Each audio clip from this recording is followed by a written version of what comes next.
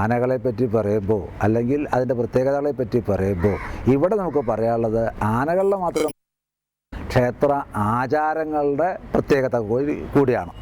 വെറുതെ നെറ്റിപ്പട്ടമൊക്കെ കെട്ടിയിട്ട് കോലം കയറ്റി അങ്ങനെ എഴുന്നള്ളിക്കുക എന്ന് മാത്രമല്ല ഓരോ ക്ഷേത്രങ്ങളിലും മറ്റ് ചില പ്രത്യേകതകളുണ്ട്. ഗുരുവായൂർ മുതൽക്ക് കുറേ ക്ഷേത്രങ്ങളിൽ ആന ഓട്ടമുണ്ട്. ആനയെ ഒരുമിച്ച് നിർത്തിയിട്ട് ഓടിക്കണ സമ്പ്രദായമുണ്ട്. അതുമാതിരി ഉമയല്ലൂർ എന്ന് പറയുന്ന ക്ഷേത്രത്തിലുള്ളതായ മറ്റൊരു പ്രത്യേകതയാണ് ആനവാൽ പിടി എന്ന് പറയുന്ന ഒരു ഏർപ്പാട്. അതാകട്ടെ കുറച്ച് അല്പം സാഹസബുദ്ധിയുള്ളതായ ചെറുപ്പക്കാർക്ക് പറ്റാവുന്ന ഒരു കാര്യമാണ്. ആനയെ ഓടിക്കുമ്പോൾ അതിൻ്റെ പിന്നാലെ ഓടി ചെന്നിട്ട് അതിൻ്റെ വാലുമ്മ തൂങ്ങണം.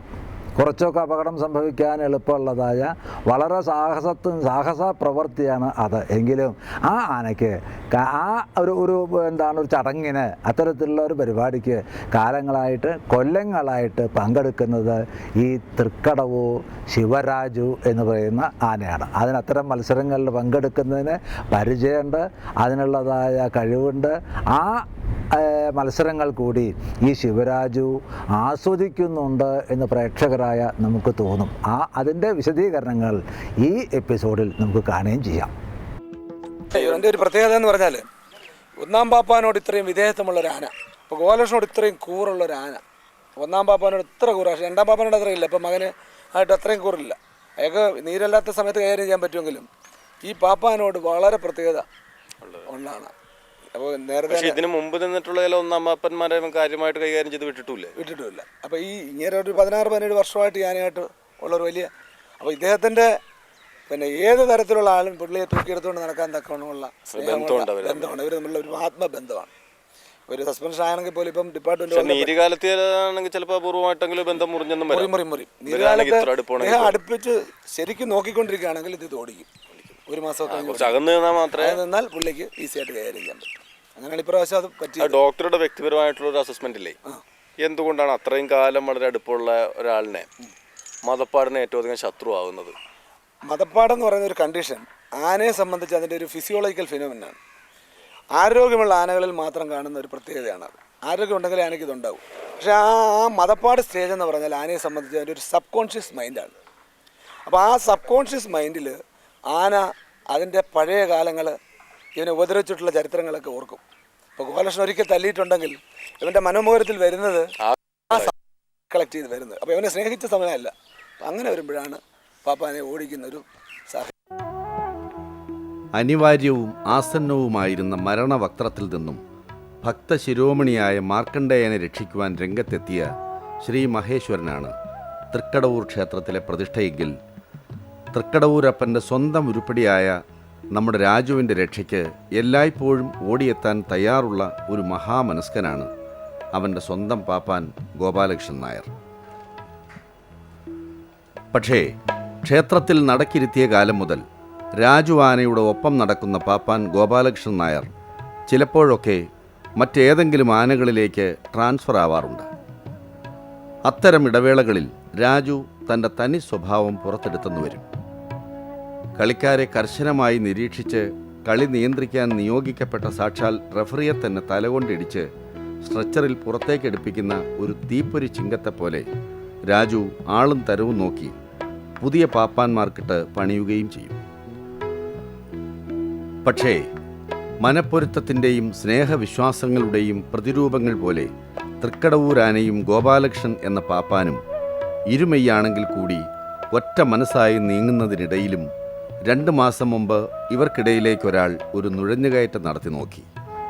മറ്റാരുമല്ല, മരണം തൻ്റെ കർമ്മയോഗമാക്കി മാറ്റിയ സാക്ഷാൽ യമധർമ്മൻ തന്നെ. ശിവരാജുവിൻ്റെ കയ്യാൽ തന്നെ ഗോപാലകൃഷ്ണൻ നായരുടെ അന്ത്യം എന്ന് കണ്ടു നിന്നവരെല്ലാം മനസ്സിൽ ഉറപ്പിച്ചു പോയ ഒരു അഭിശപ്ത നിമിഷം. പക്ഷേ ഗോപാലകൃഷ്ണൻ നായർക്ക് മുന്നിൽ അനേക വർഷങ്ങളായി താൻ കൊമ്പ് പിടിച്ച് നടത്തുന്ന അതേ രാജുവാനയുടെ രൂപത്തിൽ തന്നെ മരണം വന്ന് കൊമ്പ് കുലുക്കിയ ആ സംഭവത്തിൽ പോലും ഒരർത്ഥത്തിൽ ശിവരാജു കുറ്റക്കാരനാവുന്നില്ല. എന്തെന്നാൽ അന്നവൻ നല്ല മതപ്പാടിലായിരുന്നു. സ്വന്തം നിഴലിനോട് പോലും യുദ്ധം പ്രഖ്യാപിച്ച് സ്വബോധത്തിൽ നിന്നും നട്ടപ്രാന്തിലേക്ക് ബഹുഭൂരിപക്ഷം ആനകളും മുതലക്കൂപ്പ് നടത്തുന്ന അസൽ മതപ്പാട് കാലം. തൻ്റെ വഴിയും കാഴ്ചയുമായി ആനകൾ 100% വിശ്വാസം പുലർത്തുന്ന അതേ പാപ്പാന്മാരോട് തന്നെയായിരിക്കും മദപ്പാട് മാസങ്ങളിൽ അവർക്ക് ഏറ്റവും അധികം വിരോധം. ആനകളെ കെട്ടിയുറപ്പിച്ച ആനപ്പറമ്പിലേക്ക് അപ്പോൾ പാപ്പാന്മാരുടെ മണമടിച്ചാൽ പോലും കൂടുതൽ ആനകളും പ്രകോപിതരാവുകയും ചെയ്യും. പക്ഷേ ഗോപാലകൃഷ്ണൻ നായരുടെ ഭാഗത്തു നിന്നുണ്ടായ ഇത്തിരി ഒരു അശ്രദ്ധ, അല്ലെങ്കിൽ ആനത്തറയിലെ അഴുക്കിലും ചെളിയിലും നിൽക്കുന്ന രാജുമോൻ്റെ കാര്യത്തിൽ തോന്നിയ അതീവ ശ്രദ്ധ, ഇതിലേതായാലും ശരി ആനയുടെ പിൻകാലുകളിലെ ചങ്ങല ഒന്നിളച്ചിടുവാനും അഴുക്കും ആനപ്പിണ്ടവുമൊക്കെ വാരിക്കളഞ്ഞ് ആനത്തറി വൃത്തിയാക്കുവാനും ശ്രമിക്കുകയായിരുന്നു അന്ന് ഗോപാലകൃഷ്ണൻ നായർ. ആന മതക്കാല ബന്ധനത്തിൽ തന്നെയായിരുന്നു. പക്ഷേ മറ്റേത് ആനയേക്കാളും അസാമാന്യ മെയ്വഴക്കമുള്ള രാജു പെട്ടെന്ന് ശരീരം വില്ലുപോലെ വളച്ച് ചുരുങ്ങി വന്ന് നേരെ പാപ്പാനെ തുമ്പിക്കൈയിൽ കോരിയെടുത്ത് മുന്നിലേക്കിട്ടു. പിന്നെ മുൻകാലുകളുടെ വശങ്ങളിൽ വന്ന് വീണ പാപ്പാൻ്റെ നെഞ്ചും കൂടിന് നേർക്ക് തന്നെ ആന കൊമ്പുകൾ ആഴ്ത്തി.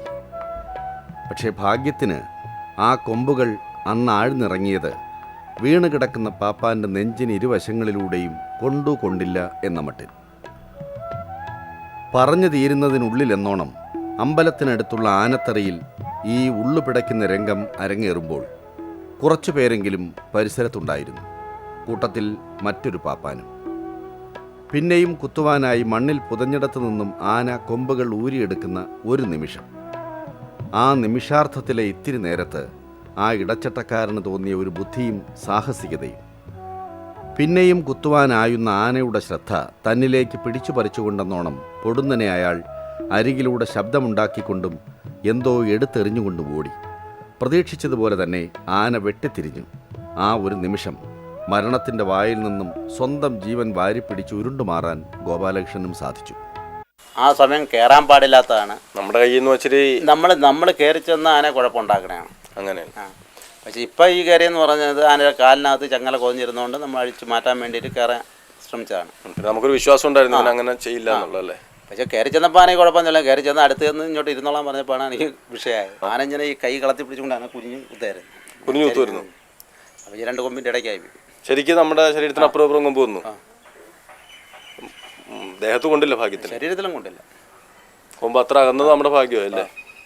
അത് അത്ര അകന്നതും ഇത്രയും നീണ്ടിരുന്നോണ്ട് അത്രയ്ക്കുള്ള താഴ്ചയല്ലേ പോയത്. ഈ കൊമ്പിന് ഇത്ര നീളം ഉണ്ടായിരുന്നു. കൊമ്പം ആ സമയം മുറിച്ചിട്ടുണ്ടെങ്കിൽ നമ്മുടെ ആനയുടെ മുഖം നമ്മളെ വെച്ച് അമർത്തിക്കളയും. പിന്നെ എൻ്റെ ഒരു തോർത്തുണ്ടായിരുന്നു, അതാണ് വലിച്ചെറിയത്ത് നടന്നു തീർന്നു വാശിക്ക്. അങ്ങനെ ഒരു അനുഭവം നമുക്ക് ആനയൊന്നുണ്ടായിട്ട് ശേഷം പിന്നീട് നിങ്ങൾ തമ്മിൽ നമുക്കറിയാം ആനയ്ക്കെന്ത് ബോധമില്ലായിരുന്നു അന്ന് സംഭവിച്ചാണ്.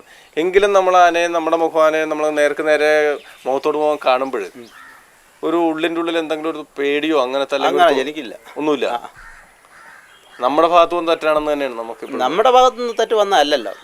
നമ്മളിപ്പം നാട്ടുകാർ പറഞ്ഞു ആന അഴിച്ച് മാറ്റി കെട്ടണം എന്ന് പറയുമ്പം കാല് മാറ്റി കെട്ടണം എന്ന് പറയാൻ നമ്മൾ കയറി ചെന്ന് അഴിക്കാൻ നമ്മുടെ ജോലി അതാണ്. അങ്ങനെ അവരുടെ സഹായത്തോടുകൂടി നമ്മൾ കയറി ചെന്ന് അഴിക്കാൻ ചെന്നപ്പോഴത്തേക്കാണ് ഈ സംഭവം. പക്ഷെ മതപ്പാടി ചെല്ലാൻ പാടില്ലായിരുന്നു. മതപ്പാടി കെട്ടിക്കുന്ന ആനയെ നമ്മൾ അലട്ടാൻ പാടില്ല എന്നുള്ളത് ന്യായപ്രകാരം. ആശാന്മാർ പഠിപ്പിച്ചേക്കുന്ന ഈ നീര് ഉൾവലിയും പയന്ന്. അപ്പം അത് പാടില്ല. എന്നാലും നമുക്കത് ചെല്ലാതിരിക്കാനുള്ള കാലം ചങ്ങല കൊണ്ട് കൊണ്ടിരിക്കണമെന്ന്. ഇപ്പോഴങ്ങനെ നമുക്ക് പിന്നീട് അന്നത്തെ ശേഷം അപ്പോഴത്തെ ഇതിലുള്ള ആന കഴിഞ്ഞെന്നുള്ളേ ഉള്ളൂ. പിന്നീടൊന്നുമില്ല, ആന ശരിയായി. പാപ്പാനെ കയ്യിൽ കിട്ടാത്ത ദേഷ്യത്തിന് ശിവരാജു ഗോപാലകൃഷ്ണൻ്റെ തോർത്ത് തിന്ന് വാശി തീർത്തത് നല്ല മതപ്പാടിലായിരുന്നെങ്കിൽ, മറ്റൊരിക്കൽ ദേവസ്വം ബോർഡിലെ കുട്ടിക്കൃഷ്ണൻ ആനയിൽ നിന്നും രക്ഷപ്പെടാനുള്ള കച്ചിത്തുരുമ്പായതും ഒരു തോർത്ത് തന്നെ. കൊല്ലത്തിനടുത്ത് വെച്ച് തന്നെയായിരുന്നു ആ സംഭവവും. ആനയെയും കൊണ്ട് രാത്രിയുള്ള വഴിനടത്തത്തിനിടയ്ക്കായിരുന്നു കിരാതമൂർത്തിയുടെ ഭാവമാറ്റം. തട്ടിവീഴ്ത്തലും അടിയും ചവിട്ടുമെല്ലാം പറഞ്ഞു തീരുന്നതിന് മുമ്പേ നടന്നു. പക്ഷേ ഒന്നും തീർത്തങ്ങോട്ട് ചെയ്തില്ലെന്ന് മാത്രം. എലിക്കുഞ്ഞുങ്ങളെ കയ്യിൽ കിട്ടിയാലും പെട്ടെന്നൊന്നും കൊല്ലാതെ തട്ടിയും മുട്ടിയും ഇടിച്ചും കടിച്ചുമൊക്കെ കൊല്ലാതെ കൊല്ലുന്ന ചില കുറുമ്പൻ പൂച്ചകളുടെ ലൈൻ. പാതിരാത്രി വഴിയിലെങ്ങും ഒരു മനുഷ്യജീവി പോലുമില്ല. ദേഹമാസകലം ചോരയിൽ കുതിർന്നിരിക്കുകയാണ്. എഴുന്നേറ്റ് ഓടാമെന്ന് മനസ്സിലാഗ്രഹമുണ്ടെങ്കിലും ആന വിടില്ല. വസ്ത്രമെന്ന് പറയാൻ ആകെ ബാക്കിയുള്ളത് ചോരയിൽ മുങ്ങിയ ഒരു തോർത്താണ്. രണ്ടും കൽപ്പിച്ച് അത് ചുരുട്ടി ആനയ്ക്ക് നേരെ എറിഞ്ഞു. ചോരക്കൊതി പൂണ്ട ആന ആ തോർത്തിനോട് അംഗം വെട്ടുന്നതിനിടെ ദൈവദൂതനെ പോലെ എത്തിയ ഓട്ടോറിക്ഷയിലേക്ക് ചെന്ന് വീണത് മാത്രമേ ഓർമ്മയുള്ളൂ. വീരശൂര പരാക്രമികളുടെ കാര്യമാകുമ്പോൾ അവരെപ്പോലെ തന്നെ അവർക്ക് പറ്റുന്ന അബദ്ധങ്ങൾക്കും കൊമ്പ് മുളയ്ക്കും. ഒരിക്കൽ ചൊറിയൻ ചേന തിന്നാണ് ശിവരാജു പൊല്ലാപ്പ് പിടിച്ചതെങ്കിൽ മറ്റൊരിക്കൽ പണി പറ്റിച്ചത് ഒരു തെങ്ങിൻ തടിയാണ്. ഇളം തെങ്ങാണെന്ന് വിചാരിച്ച് ഒരു തെങ്ങിൽ രാജു അന്നൊരു കുത്തുകുത്തി. പക്ഷെ എന്തു ചെയ്തിട്ടും കൊമ്പ് ഊരിപ്പോരുന്നില്ല. ഒടുവിൽ ആ വിളവൻ തെങ്ങിന് മുന്നിൽ തോറ്റ് തുന്നം പാടിയ രാജു 1.5 ദിവസം തീറ്റയും കുടിയുമില്ലാതെ കൊമ്പിൽ തെങ്ങും താങ്ങി നടന്നു. അവസാനം പാപ്പാനെത്തി കോടാലി കൊണ്ട് വെട്ടിമുറിച്ചാണ് രാജുവിൻ്റെ മാനം കാത്തത്. രാജുവും അവൻ്റെ പാപ്പാനുമായുള്ള ടീം സ്പിരിറ്റിൻ്റെയും വരവണ്ണം തെറ്റാത്ത വിശ്വാസത്തിൻ്റെയും സുവർണ തേജസ് മാലോകർക്ക് മുന്നിൽ വിളിച്ചോതുന്ന സുവർണ മുഹൂർത്തമാണ് കൊല്ലത്തിനടുത്തുള്ള ഉമയനെല്ലൂർ ക്ഷേത്രത്തിലെ ചരിത്രപ്രസിദ്ധമായ ആനവാൽപ്പിടി എന്ന ചടങ്ങ്.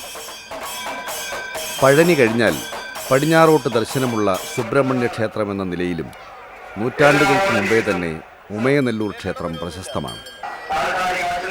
സർവതന്ത്ര സ്വതന്ത്രരായി ജനക്കൂട്ടത്തിലേക്ക് അഴിച്ചുവിടുന്ന കാളക്കൂറ്റന്മാരുടെ മുതുകിൽ തൂങ്ങിക്കിടന്ന് നാടിൻ്റെ വീര്യം കാക്കാൻ ഒരുമ്പെട്ടിറങ്ങുന്ന തമിഴകത്തെ ജല്ലിക്കെട്ട് പോലെ ഭക്തിയും സാഹസികതയും തോളോട് തോൾ കൊമ്പ് കോർക്കുന്ന ഒരഭ്യാസം. പക്ഷേ ആനവാൽപ്പിടിക്കെത്തുന്ന ആനയ്ക്ക് ഭൂമിയോളം ക്ഷമയും സഹിഷ്ണുതയും വേണം. ഇല്ലെങ്കിൽ ആനവാൽപ്പിടി എപ്പോൾ പുലിവാൽപ്പിടി ആയെന്ന് ചോദിച്ചാൽ മതി.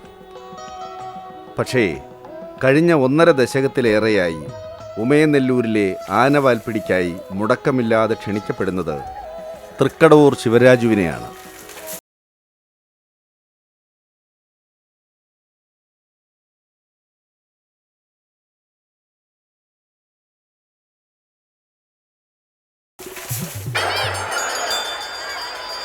രാവിലത്തെ എഴുന്നള്ളിപ്പ് കഴിഞ്ഞ് ഒന്നുകൂടി കുളിച്ചുണർന്ന് അവസാനമായി ഒന്നുകൂടി വാമപ്പ് ചെയ്ത് രാജുവും അവൻ്റെ മേലെയായി പാപ്പാൻ ഗോപാലകൃഷ്ണൻ നായരും ഗോദയിലേക്കിറങ്ങി.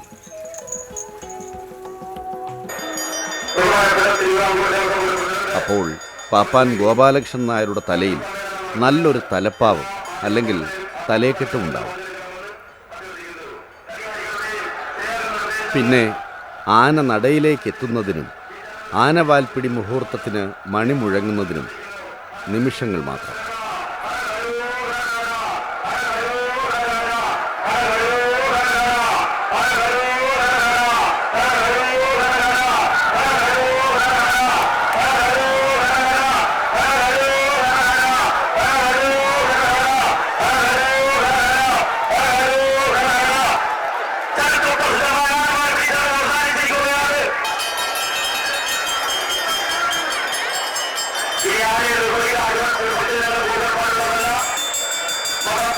തുടർച്ചയായി ഇത്രയും വർഷം യാതൊരു പ്രശ്നവുമില്ലാതെ തൃക്കടവൂർ ശിവരാജുവിനെ ഓരോ വട്ടവും ഫിനിഷിംഗ് പോയിന്റിലേക്ക് നയിച്ചുകൊണ്ടിരിക്കുന്ന പാപ്പാൻ ഗോപാലകൃഷ്ണൻ നായർക്കുമുണ്ട് ഇത്തിരി ഒരു അംഗീകാരം. തിരുവിതാംകൂർ ദേവസ്വം പ്രസിഡന്റ് രാമൻ നായരാണ് ഇവിടെ ഗോപാലകൃഷ്ണന് പൊന്നാട ചാർത്തുന്നത്. ഈ ആളുകൾ ഇത്ര പേര് ഓടുന്ന ആനയുടെ പുറകെ ഇങ്ങനെ ബഹളം കൂട്ടി ഇതിന്റെ വാലി തൂങ്ങുമ്പോഴൊക്കെ ഇന്നുവരെ ഇവന് ഓടാനുള്ള ഒരു ടെൻഡൻസി കാണിക്കാറില്ലേ? ആന നമ്മൾ കാല് കാണിച്ച് മോളിരുന്ന് കാല് കാണിച്ച് ആന ഓട്ടിക്കുകയാണ്. നമ്മൾ ഓടിക്കും, ആന ഓടുന്നില്ല. അല്ലെങ്കിൽ ആന അല്ലെ ആന ഓടില്ല. ഇത്രയും ആളുകൾ ബഹളം കൂട്ടിയാലും വാലി തൂങ്ങിയാലും ആന അവിടേക്കേ ഉള്ളൂ. നമ്മൾ മോളിരുന്ന് കാല് കൊടുത്തെങ്കിൽ ആന പോവുള്ളൂ. അത്രേ ഉള്ളൂ. ഇല്ലെങ്കിൽ ആന അവിടെ തന്നെ നിൽക്കും. ഒരുപക്ഷെ ചേട്ടൻ ഇങ്ങനെ കാല് കൊടുത്തില്ലെങ്കിൽ ഈ സാധാരണ ജനങ്ങൾ പലരും വന്ന് വാല തൂങ്ങുന്നുണ്ടല്ലോ, ആ ഈ തൂങ്ങുന്നവരുടെ ഗതി എന്തായിരിക്കും? അവരെ ഒന്ന് കുറെ ഇതിന്റെ പാല് പറിച്ചോണ്ട് പോകും. ചിലപ്പോൾ ഇത് കാല കൈയ്യെടുത്ത് തട്ടി അങ്ങോട്ട് നല്ല തട്ട് കൊടുക്കാൻ സാധ്യതയുണ്ടല്ലേ. പക്ഷെ ഓടുന്നതിന്റെ ശ്രദ്ധയ്ക്കായിരിക്കും അവർ തട്ടാത്തത്. അവിടെ ഈ ഐതിഹ്യം പറഞ്ഞത് അശ്വതിക്ക് വാൽപ്പിടുത്തം എന്നാണ് പറഞ്ഞത്. അന്ന് അവിടെ ഒരു വലിയ ചടങ്ങാണ്, മുരുകൻ കോവിലിൻ്റെ ഇതായതുകൊണ്ട്. അങ്ങനെ ഓടി അവിടെ ഒന്ന് അമ്പലത്തിൻ്റെ ഫ്രണ്ടിൽ ഒന്ന് തൊഴിച്ചിട്ട് ആനെ ഒന്ന് ഓട്ടിക്കണം. അപ്പോൾ ഈ ചങ്ങലയും മറ്റുള്ള ഏതൊന്നും കാണില്ല, ഒന്നും ശരീരത്തിലുണ്ടാവില്ല. ആ സമയത്ത് വട്ടക്കയറും നമ്മൾ മാത്രമേ കാണുള്ളൂ. തോട്ടി ചങ്ങല ഒന്നും ശരീരത്തിലുണ്ടാവില്ല. അങ്ങനെ അവിടെ നമ്മൾ മോളിൽ കയറി അവർ തേങ്ങ അടിക്കും. തേങ്ങ അടിച്ച് കഴിഞ്ഞിട്ട് ആളുകളെയൊക്കെ റെഡിക്ക് നിർത്തിയിട്ട് നമ്മളെ കൈ കാണിക്കും. നമ്മൾ ഇവിടുന്ന് അങ്ങോട്ട് കൊണ്ട് ചെല്ലുക. അവിടെ ചെന്ന് ആ അമ്പലത്തിൻ്റെ ഫ്രണ്ടിൽ ആനക്കൊട്ടിൻ്റെ അവിടെ നിന്ന് തൊഴിച്ചിട്ട് മേലോട്ട് കൈ പൊക്കി ഒന്ന് കളത്തിൽ തൊഴുതിച്ചിട്ട് നമ്മൾ അതേ സ്പീഡിൽ തന്നെ തിരിച്ചങ്ങ് പോകണം. ഓടിക്കണം. ആ അപ്പോഴാളുകൾ 4 സൈഡിൽ നിന്നും വന്ന് ബാക്കിൽ കയറി അങ്ങ് പോയി. അപ്പോഴേ ആന കടന്ന് ഇവിടുന്ന് അങ്ങ് പോയി കഴിഞ്ഞു. ഈ ശരിക്കും അവർക്ക് പിടിച്ച് തൂങ്ങാനോ സമയമൊന്നും കിട്ടില്ല. എപ്പോഴെങ്കിലും ആരെയും തൂങ്ങി വീഴോ ഇവന്റെ അടി അങ്ങനെയുള്ളതൊന്നുമില്ല, ഒന്നും ഉണ്ടായിട്ടില്ല. നമ്മളുടെ ആളുകൾ ഇടിച്ചു മറിഞ്ഞ് അവർ താഴെ വീഴുന്നേ ഉള്ളൂ. ആന തിരിഞ്ഞ് ഇതുവരെ ഈ വല തൂങ്ങുന്നവരെ തിരിച്ചു ചെയ്യാനൊന്നും ശ്രമിച്ചിട്ടില്ല.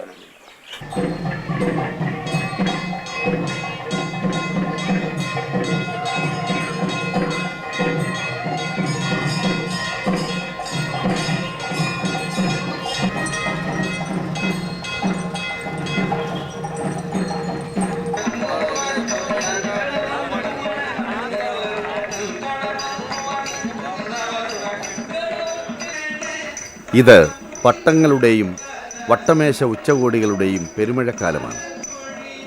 പണ്ടൊക്കെ ഒരു ആന അനേക വർഷങ്ങളിലെ കർമ്മകാണ്ഡങ്ങൾ താണ്ടി നാടായ നാട് മുഴുവൻ പേരും പെരുമയും ആർജിക്കുമ്പോഴാവും പന്തീരാണ്ട് കൂടുമ്പോഴെന്നൊക്കെ പറഞ്ഞ മാതിരി എവിടെ നിന്നെങ്കിലും ഒരു ഗജരാജപട്ടം ലഭിക്കുന്നത്.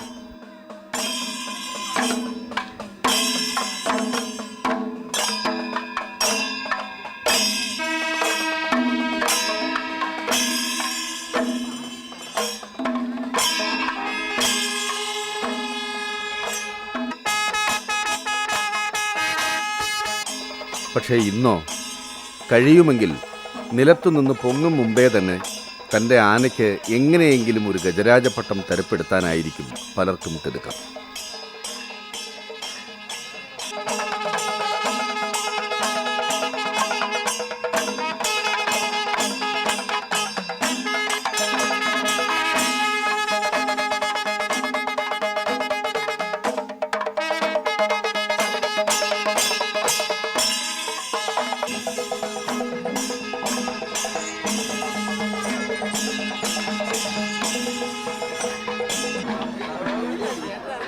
എന്നാൽ പ്രത്യേക നേട്ടങ്ങൾക്കും നിക്ഷിപ്ത താൽപ്പര്യങ്ങൾക്കും ഒന്നും ഇടവും സാധ്യതയുമില്ലാത്ത ഒരു ദേവസ്വം ബോർഡ് ആനയ്ക്ക് ഗജരാജപട്ടം ലഭിക്കണമെന്നുണ്ടെങ്കിൽ അതിന് പിന്നിൽ യഥാർത്ഥ ആനക്കമ്പക്കാരുടെ ശ്രമവും നല്ല മനസ്സും ഉണ്ടാവണം.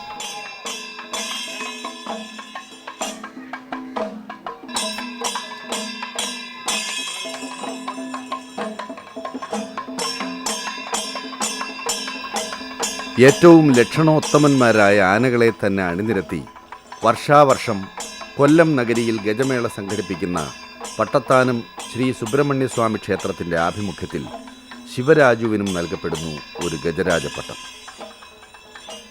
തിരുവിതാംകൂറിൻ്റെ അഭിമാനപുത്രൻ്റെ ഈ അഭിഷേക ചടങ്ങിൽ ആനക്ഷേമ പ്രവർത്തനങ്ങളിലെ അപൂർവ സ്ത്രീ സാന്നിധ്യമായ നിഭ നമ്പൂതിരിയാണ് ഗജരാജപട്ടം സമ്മാനിച്ചത്. ഇന്ന് തെക്കൻ കേരളത്തിൻ്റെ അല്ലെങ്കിൽ തിരുവിതാംകൂറിൻ്റെ ധീരവീരകേസരിയായ ശിവരാജുവിന് പ്രായം 35 മാത്രം.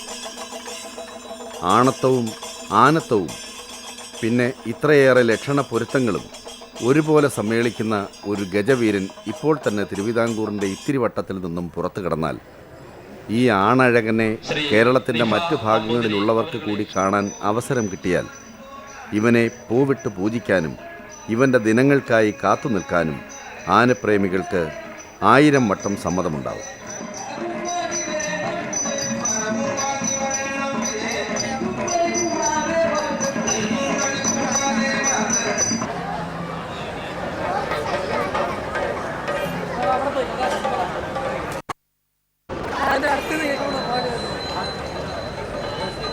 ശിവരാജുവിന് ഇപ്പോൾ 30-35 വയസ്സല്ലേ ആയിട്ടുള്ളൂ? അതെ, 35 ഉള്ളൂ.